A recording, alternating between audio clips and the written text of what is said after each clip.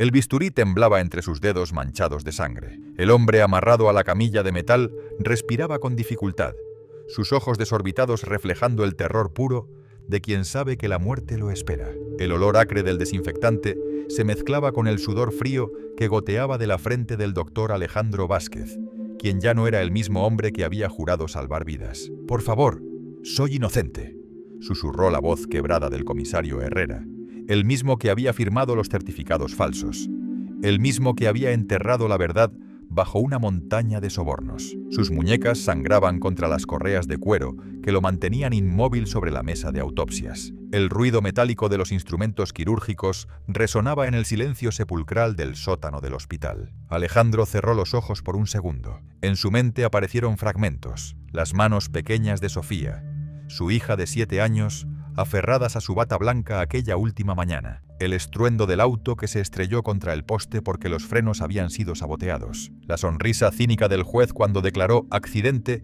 lo que había sido un asesinato planificado. Las luces fluorescentes parpadeaban creando sombras danzantes sobre las paredes de azulejos blancos. El tic-tac del reloj de pared marcaba cada segundo de agonía. Sus manos, que durante 15 años habían curado heridas, ahora sostenían el instrumento de su venganza personal. El comisario gimió cuando el filo del bisturí rozó su garganta. Un hilo de sangre tibia corrió por su cuello, manchando la camilla metálica. Alejandro sintió el peso del momento, el poder absoluto sobre la vida y la muerte que antes solo había ejercido para salvar, nunca para condenar. «La justicia del hombre es torcida», murmuró con voz ronca, «pero la de la tierra es certera». Sus dedos se tensaron alrededor del mango del bisturí. El momento había llegado. 6 meses antes, Alejandro Vázquez era solo un médico legista más en el Hospital General San Marcos. A sus 42 años, había encontrado en la medicina forense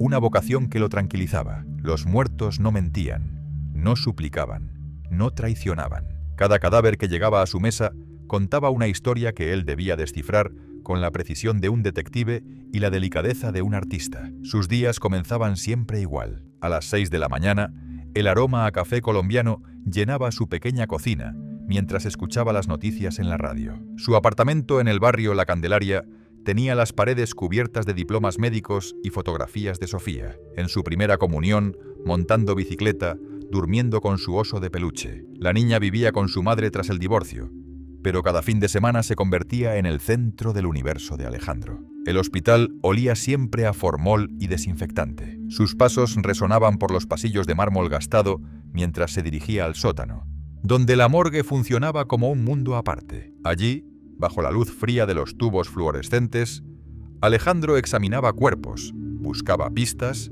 redactaba informes que a menudo determinaban el destino de casos judiciales. Era meticuloso hasta la obsesión. Cada herida, cada hematoma, cada fibra encontrada bajo las uñas del cadáver era catalogada, fotografiada, analizada. Sus colegas lo respetaban por su precisión técnica, pero también por su humanidad. Nunca trataba a los muertos como simple materia, sino como personas que merecían que su última historia fuera contada con exactitud. Los miércoles por la noche enseñaba anatomía forense en la universidad. Sus estudiantes lo recordarían por una frase que repetía constantemente: «Los muertos son los testigos más honestos que existen. Nunca mienten para protegerse, nunca ocultan la verdad por miedo». Pero el 15 de marzo todo cambió. Ese día llevó a Sofía al parque después de almorzar pizza en su restaurante favorito. La niña corrió hacia los columpios con su vestido amarillo ondeando al viento, sus rizos castaños bailando bajo el sol de la tarde. Alejandro se sentó en una banca,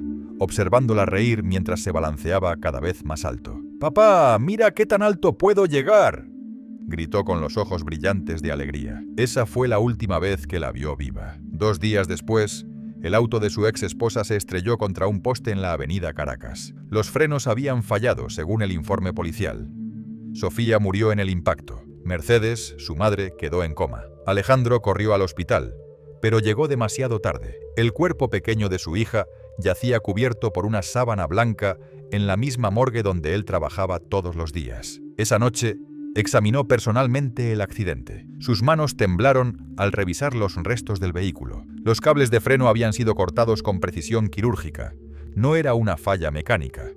Era un asesinato disfrazado de accidente. Llevó las pruebas al comisario Herrera, el encargado del caso. El hombre, de unos 50 años, con bigote gris y barriga prominente, revisó los documentos mientras fumaba un cigarro barato. Sus ojos pequeños y astutos evitaron la mirada desesperada de Alejandro. «Doctor, a veces los frenos simplemente fallan. No hay evidencia de que esto haya sido intencional», dijo expulsando humo por la nariz. «Pero los cables fueron cortados. Mire las fotografías. Los cables se pueden dañar en el impacto. Case cerrado». Alejandro insistió, pero se topó con un muro de indiferencia. El expediente desapareció misteriosamente 2 días después. El juez declaró el caso como accidente de tránsito, sin siquiera revisar las evidencias forenses. Mercedes murió una semana después, sin despertar del coma. ¿Y tú? ¿Has sentido alguna vez la impotencia de saber la verdad pero no poder probarla? ¿Has enfrentado un sistema que prefiere el silencio cómodo antes que la justicia incómoda? Si es así, sabes exactamente lo que sintió Alejandro esa noche, cuando se dio cuenta de que la justicia no existía para hombres como él. Fue entonces, parado frente a las tumbas de su hija y su ex esposa, cuando algo murió dentro de él, y algo más peligroso comenzó a nacer. Alejandro pasó 3 semanas investigando en silencio. Sus noches se llenaron de café amargo y documentos esparcidos sobre la mesa de su apartamento. Descubrió que Mercedes había estado investigando una red de tráfico de órganos que operaba desde el mismo hospital donde él trabajaba. Médicos corruptos, funcionarios públicos y policías estaban involucrados en un negocio que movía millones de pesos mensuales. Su exesposa era periodista de investigación y había estado muy cerca de exponer toda la red cuando la mataron. Los frenos cortados no fueron un acto aleatorio de violencia, sino una ejecución planificada para silenciar a quien amenazaba con destrozar un imperio criminal. El nombre del comisario Herrera aparecía una y otra vez en los documentos. También el del doctor Ramírez, jefe de cirugía, y el del juez Morales, quien había archivado al menos 12 casos relacionados con desapariciones misteriosas de personas cuyos órganos aparecían después en el mercado negro. Una noche de abril, Alejandro se miró al espejo del baño. Sus ojos, antes llenos de compasión profesional, ahora ardían con una frialdad que no reconocía. Su barba había crecido descuidada, su rostro se había demacrado, y algo fundamental había cambiado en su expresión. Ya no era el médico que juraba no hacer daño.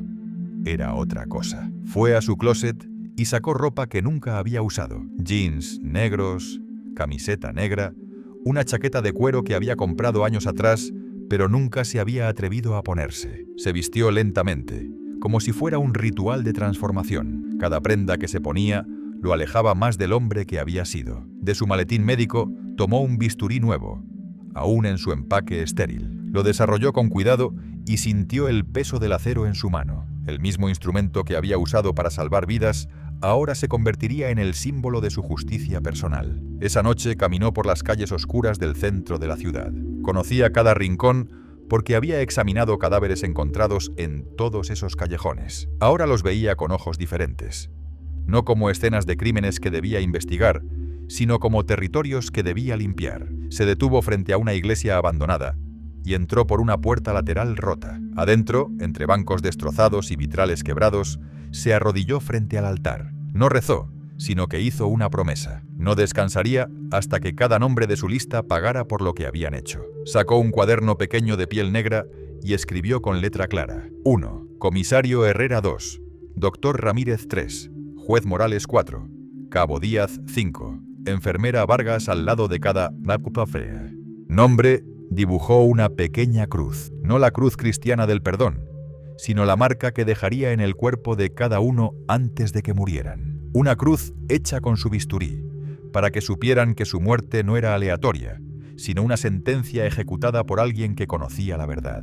Cuando salió de la iglesia, Alejandro Vázquez había desaparecido para siempre. En su lugar caminaba el cirujano de la noche, un fantasma que conocía la anatomía del mal y había decidido extirparlo de raíz. El comisario Herrera sería el primero. Alejandro estudió los movimientos de Herrera durante 2 semanas. El comisario tenía rutinas predecibles. Desayunaba en el mismo café todas las mañanas, almorzaba en un restaurante cerca de la estación de policía y cada martes por la noche visitaba un bar clandestino donde se reunía con otros policías corruptos para repartir las ganancias de sus negocios sucios. El bar estaba ubicado en un sótano del barrio Las Cruces, oculto detrás de una peluquería que cerraba a las 7 de la tarde. Alejandro había seguido a Herrera hasta allí 3 veces, memorizando cada detalle: la escalera de metal que bajaba al sótano, la puerta reforzada con una mirilla, el callejón trasero donde los clientes salían para no ser vistos juntos. La noche del martes 28 de abril,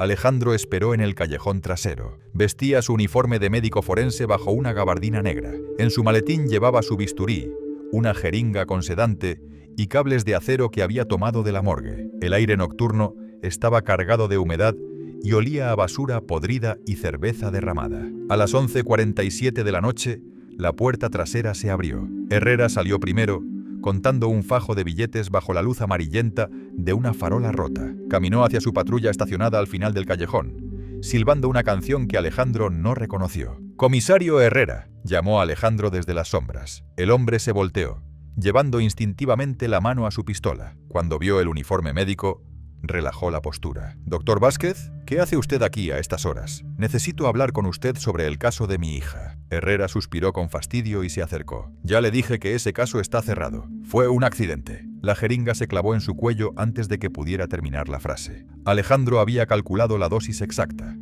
suficiente para incapacitarlo, no para matarlo. Todavía no. Herrera se desplomó, sus ojos luchando por mantenerse abiertos mientras el sedante hacía efecto. Alejandro lo cargó hasta su auto y lo llevó al hospital. Conocía cada guardia de seguridad, cada turno, cada rincón del edificio. A esa hora, la morgue estaba completamente vacía. Colocó a Herrera en una de las mesas de autopsia y lo ató con correas de cuero. Cuando el sedante comenzó a pasar, el comisario despertó en la pesadilla que se había convertido su vida. ¿Qué está haciendo?», balbuceó, luchando contra las ataduras. Alejandro se lavó las manos meticulosamente, como siempre hacía antes de un procedimiento. El agua tibia corrió entre sus dedos mientras observaba a Herrera retorcerse en la mesa. «Voy a hacerle una autopsia mientras está vivo», dijo con voz clínica, profesional. «Quiero que sienta cada corte, cada incisión, cada momento en que su cuerpo se abre para revelar la podredumbre que lleva adentro». «Está loco. Soy policía. Me van a buscar». «Nadie lo va a buscar aquí. Este es el único lugar donde los muertos pueden hablar sin miedo».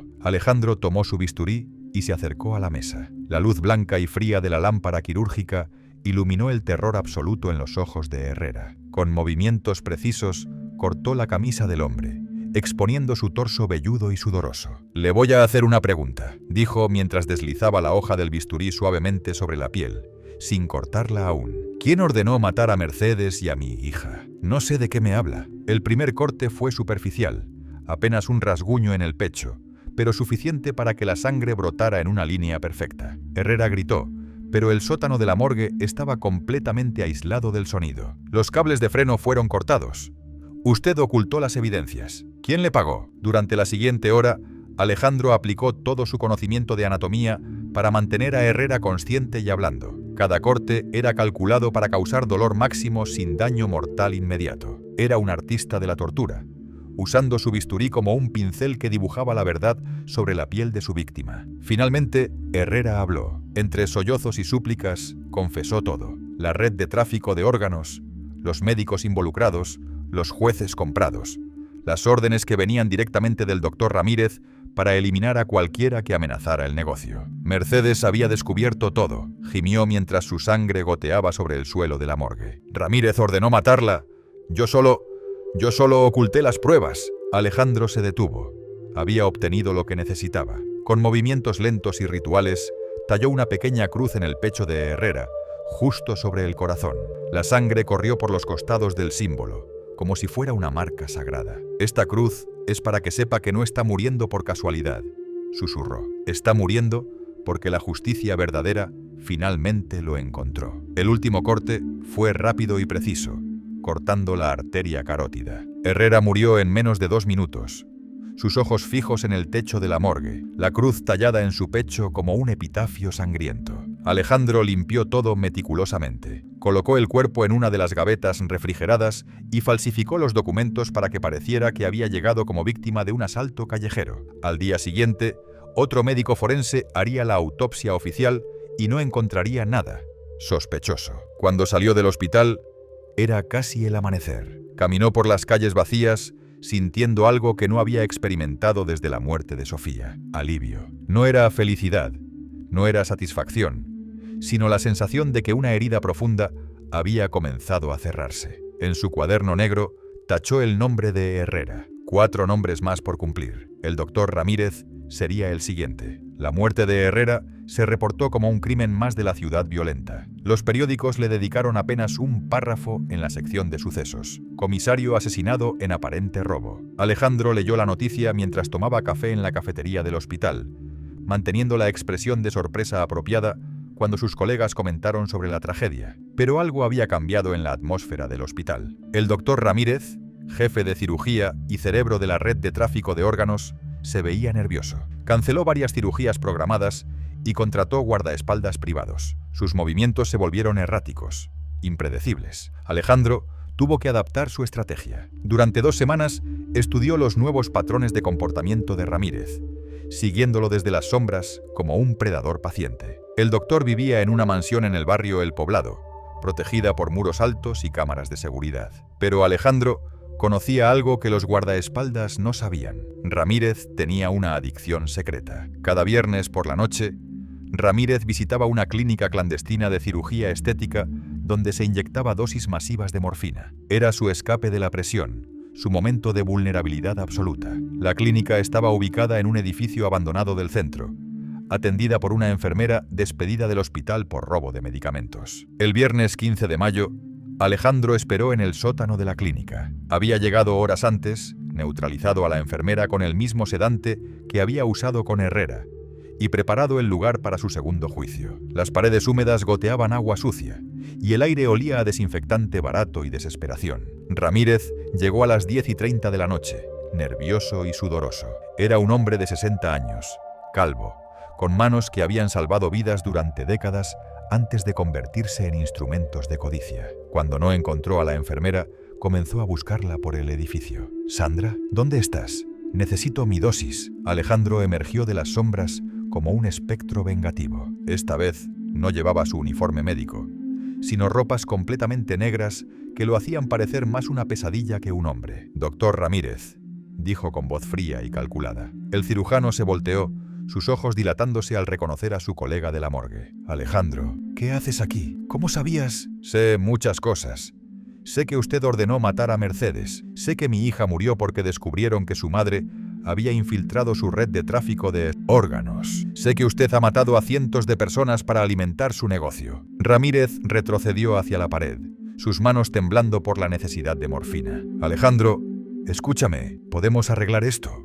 Hay mucho dinero involucrado. Puedes ser parte de...». La jeringa con sedante se clavó en su cuello antes de que pudiera terminar de hablar. Pero esta vez, Alejandro había calculado una dosis menor. Quería que Ramírez estuviera consciente para todo lo que estaba por venir. Lo arrastró hasta una camilla improvisada que había preparado en el sótano. Ramírez luchó débilmente contra las ataduras, pero el sedante había debilitado su coordinación. Sus ojos se llenaron de lágrimas cuando vio los instrumentos quirúrgicos que Alejandro había dispuesto sobre una mesa metálica. «Por favor, soy médico como tú. Hemos salvado vidas juntos. Usted ha destruido más vidas de las que ha salvado. ¿Cuántas familias han perdido a sus seres queridos porque usted necesitaba sus órganos? ¿Cuántos niños han desaparecido para alimentar su codicia?» Alejandro comenzó el interrogatorio, pero esta vez fue diferente. Ramírez conocía más secretos, más nombres, más detalles de la red criminal. Cada corte del bisturí extraía información valiosa: direcciones de almacenes donde guardaban los órganos, nombres de compradores internacionales, cuentas bancarias en paraísos fiscales. Durante 3 horas, el sótano se llenó de gemidos y confesiones. Alejandro descubrió que la red era mucho más grande de lo que había imaginado. Involucraba hospitales en 3 ciudades diferentes, funcionarios públicos de alto nivel y conexiones con carteles internacionales de tráfico de personas. «El juez Morales, él es solo un peón», sollozó Ramírez mientras Alejandro tallaba la cruz ritual en su pecho. «El verdadero jefe es el alcalde Santos. Él protege todo desde arriba».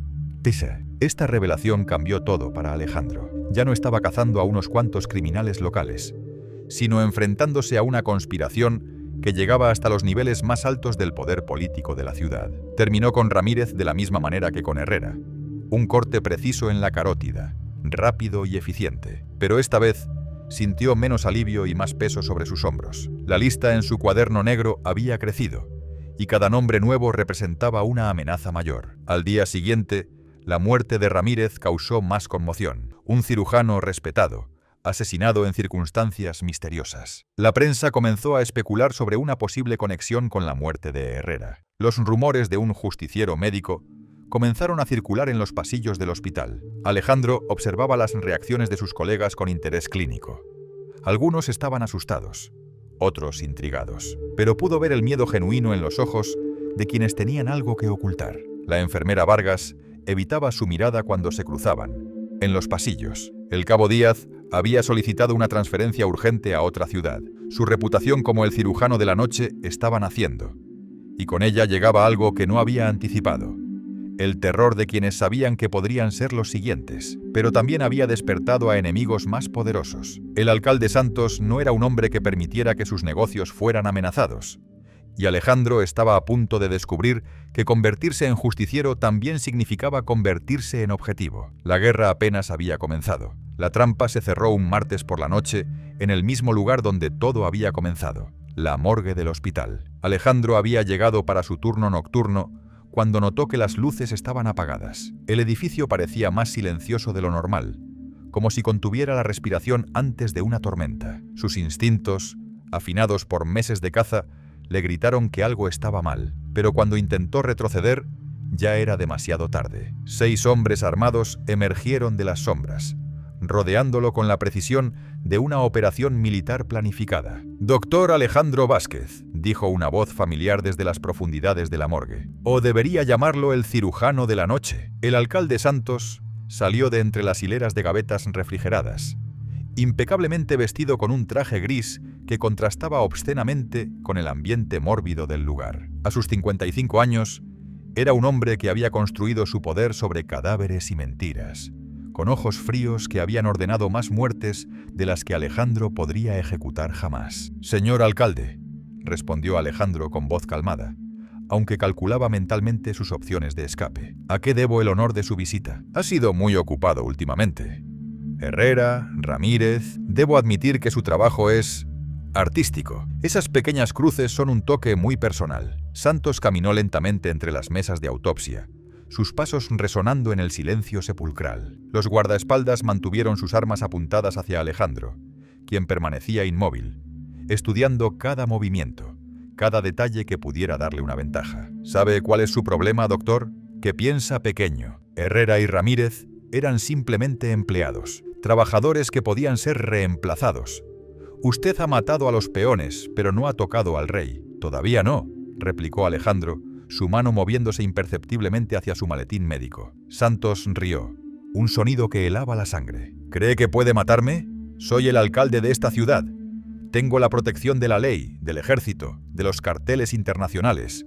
Usted es solo un médico loco con un bisturí. Los muertos no distinguen entre alcaldes y mendigos». La tensión en el aire era palpable. Los guardaespaldas se movían nerviosamente, pero Santos levantó una mano para detenerlos. Quería jugar con su presa antes de destruirla. «Déjeme contarle cómo va a terminar esta historia», continuó Santos. «Usted va a desaparecer esta noche. Mañana encontrarán su cuerpo en algún callejón, víctima de un robo que salió mal. El cirujano de la noche se convertirá en una leyenda urbana, y mi negocio continuará como si nada hubiera pasado». Alejandro cerró los ojos por un segundo, y en su mente apareció la imagen de Sofía corriendo hacia los columpios con su vestido amarillo. Su risa infantil resonó en su corazón como una bendición y una maldición a la vez. «¿Sabe qué es lo último que me dijo mi hija antes de morir?», preguntó Alejandro, su voz llenándose de una emoción que había mantenido enterrada durante meses. «Papá, cuando crezca quiero salvar a la gente como tú». Santos frunció el ceño, confundido por el cambio de tono. Ella quería ser médico, quería curar enfermedades, sanar heridas, devolver la vida a quienes la habían perdido. Pero usted la mató por codicia. Mató a una niña que soñaba con salvar el mundo. En un movimiento fluido que había practicado miles de veces en su mente, Alejandro abrió su maletín y lanzó 3 bisturíes con precisión quirúrgica. Los años de práctica diseccionando cuerpos le habían dado una puntería letal. 2 guardaespaldas cayeron instantáneamente, las hojas enterradas en sus cuellos. El tercero logró disparar, pero la bala solo rozó el hombro de Alejandro. El bisturí que siguió encontró su corazón antes de que pudiera hacer un segundo disparo. Santos retrocedió, gritando órdenes a los guardaespaldas restantes. Pero el pánico había tomado control de la situación. En la oscuridad de la morgue, entre las sombras de la muerte, el cirujano de la noche se movía como un fantasma vengativo. El cuarto guardaespaldas murió cuando Alejandro le cortó la arteria femoral con un movimiento ascendente del bisturí. El quinto intentó huir, pero tropezó con una de las mesas de autopsia. El filo del acero encontró su nuca antes de que pudiera levantarse. El último guardaespaldas, un joven de no más de 25 años, dejó caer su arma y levantó las manos. «¡No me mate, por favor! ¡Tengo familia!». Alejandro se detuvo, viendo en los ojos aterrados del muchacho algo de la humanidad que había perdido. «Vete», susurró, «y nunca vuelvas a trabajar para hombres como él». El joven huyó, dejando a Alejandro solo con Santos en la morgue llena de cadáveres. El alcalde había sacado una pistola pequeña y apuntaba con manos temblorosas hacia el médico vengativo. «Aléjese, soy un funcionario público. Matarme sería traición. Matar a mi hija también fue traición. Traición a todo lo que es sagrado en este mundo». Alejandro caminó lentamente hacia Santos, inmune al arma que lo apuntaba. El alcalde disparó 3 veces, pero sus manos temblaban tanto que las balas se perdieron en la oscuridad, estrellándose contra las paredes de azulejos. «Su problema», dijo Alejandro, mientras continuaba avanzando, «es que cree que el poder lo protege de las consecuencias. Pero aquí abajo, en el reino de los muertos, todos somos iguales». Santos siguió disparando hasta que el cargador se vació. El sonido metálico del percutor golpeando vacío resonó como una sentencia de muerte en el silencio de la morgue. Alejandro lo agarró del cuello y lo arrastró hasta la mesa de autopsia central. Santos luchó desesperadamente, pero la adrenalina había dado a Alejandro una fuerza sobrehumana. Lo ató con las mismas correas de cuero que había usado con sus víctimas anteriores. «Por favor, podemos negociar. Tengo millones de dólares. Puedo darle todo». «No hay dinero suficiente para comprar la vida de mi hija». Durante la siguiente hora, Alejandro aplicó todo su conocimiento anatómico para extraer cada nombre, cada cuenta bancaria, cada detalle de la red criminal que Santos había construido. El alcalde confesó crímenes que se remontaban a décadas: asesinatos políticos, desapariciones forzadas, tráfico de menores. Cuando finalmente talló la cruz en el pecho de Santos, sus manos ya no temblaban. Era un ritual que se había vuelto sagrado, una marca que transformaba la venganza personal en justicia divina. «Esta cruz no es solo por mi hija», susurró, mientras la sangre corrió por los surcos del símbolo. «Es por cada inocente que murió para llenar sus cuentas bancarias». El corte final fue más lento esta vez. Alejandro quería que Santos sintiera cada segundo de su muerte, que experimentara el mismo terror que había sembrado en cientos de víctimas a lo largo de su carrera criminal. Cuando el alcalde finalmente exhaló su último aliento, la morgue quedó en silencio absoluto. 6 cadáveres rodeaban a Alejandro, pero por primera vez en meses sintió que el peso sobre sus hombros comenzaba a aliviarse. Pero su trabajo aún no había terminado. Tenía información suficiente para destruir una red que se extendía por todo el país. La pregunta era, ¿qué haría con ese poder? 3 días después, los archivos completos de la red de tráfico de órganos aparecieron misteriosamente en las oficinas de todos los periódicos principales del país. Documentos bancarios, fotografías, grabaciones de audio, testimonios detallados. Evidencia suficiente para derribar a docenas de funcionarios corruptos y desmantelar una organización criminal que había operado durante décadas. La ciudad despertó a un terremoto mediático sin precedentes. Arrestos masivos, renuncias en cadena, cuentas bancarias congeladas. El escándalo llegó hasta los niveles más altos del gobierno nacional. La muerte del alcalde Santos se reportó como un crimen relacionado con ajuste de cuentas entre carteles, pero quienes conocían la verdad sabían que había sido algo mucho más personal. Alejandro observaba todo desde las sombras de su apartamento. Los noticieros hablaban de El Cirujano de la Noche como una leyenda urbana, un justiciero fantasmal que había limpiado la ciudad de su podredumbre. Algunos lo llamaban héroe, otros monstruo. Para él, esas etiquetas ya no tenían significado. Una semana después de la masacre en la morgue, Alejandro empacó sus pocas pertenencias en una maleta pequeña. Había renunciado a su trabajo con una carta simple: razones personales. Sus colegas especularon sobre su desaparición súbita, pero nadie hizo demasiadas preguntas en un momento donde hacer preguntas podía ser peligroso. Antes de partir, visitó por última vez las tumbas de Sofía y Mercedes. El cementerio estaba envuelto en la niebla del amanecer, y el silencio solo era interrumpido por el canto lejano de los pájaros. Se arrodilló frente a las lápidas, colocando un ramo de flores amarillas sobre la tumba de su hija. «Ya terminé, mi amor», susurró. «Los hombres que te quitaron la vida han pagado por lo que hicieron. Pero no sé si eso me convierte en tu papá otra vez, o en algo que ya no reconocerías». El viento movió las hojas de los árboles, y por un momento, Alejandro creyó escuchar la risa de Sofía mezclándose con el susurro de las ramas. Sonrió por primera vez en meses, aunque sus ojos permanecieron secos. Se levantó, guardó el cuaderno negro en su chaqueta y caminó hacia la salida del cementerio. Un taxi lo esperaba para llevarlo al aeropuerto. Tenía un boleto de ida hacia una ciudad pequeña en la costa, donde nadie conocía su nombre ni su historia. Pero mientras el taxi se alejaba por las calles que habían sido testigo de su transformación, Alejandro sabía que nunca podría escapar completamente de lo que se había convertido. El cirujano de la noche no era solo una identidad que podía abandonar como un uniforme médico. Era algo que había crecido dentro de él, alimentándose de su dolor hasta convertirse en parte de su alma. En el aeropuerto, mientras esperaba su vuelo, leyó un periódico local. En la página 3, había una pequeña noticia sobre la desaparición de una niña de 8 años en una ciudad costera. Las autoridades sospechaban que había sido secuestrada por una red de tráfico de personas. La investigación había sido archivada por falta de evidencias. Alejandro dobló el periódico lentamente y lo guardó en su maletín. Sacó el cuaderno negro y escribió un nombre nuevo en la primera página limpia. Al lado del nombre, dibujó una pequeña cruz. Había pensado que su misión había terminado con Santos, pero se dio cuenta de que la injusticia no era un problema local que pudiera resolver asesinando a unos cuantos criminales. Era una hidra con cabezas infinitas, y cada vez que cortaba una, crecían 2 más. Cuando anunciaron su vuelo, Alejandro se levantó y caminó hacia la puerta de embarque. No iba hacia una nueva vida de paz y anonimato.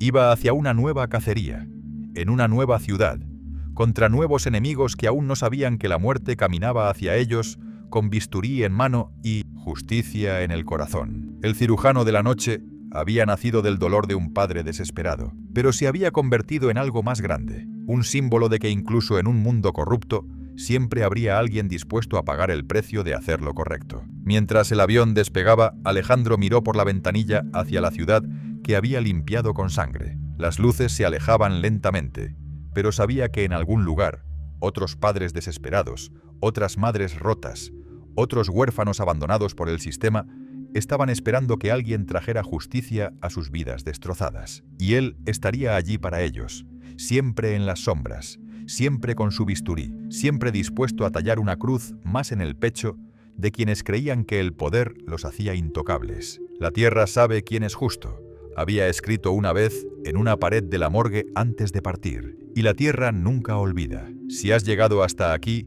has sido testigo de una historia que nace del dolor más profundo que puede experimentar el ser humano: la pérdida de un hijo. El cirujano de la noche no es solo un personaje de ficción, sino un reflejo de la desesperación que sienten miles de familias cuando el sistema de justicia les falla. ¿Has vivido alguna vez la impotencia de saber que alguien lastimó a tu familia y no pudo ser castigado? ¿Has sentido la rabia de ver cómo la corrupción protege a los criminales mientras las víctimas son olvidadas? Te invito a que te suscribas a este canal y compartas en los comentarios tu propia historia, porque aunque no todos podemos convertirnos en justicieros como Alejandro, todos podemos ser testigos de la verdad. Todos podemos negarnos a mirar hacia otro lado cuando la injusticia ocurre frente a nosotros. La justicia verdadera no siempre viene de los tribunales, a veces viene de personas comunes que deciden que ya no pueden permanecer en silencio. A veces viene de padres que han perdido todo y no tienen nada más que perder. Y a veces, solo a veces, viene de un hombre con un bisturí que decide que los muertos también merecen que su verdad sea contada.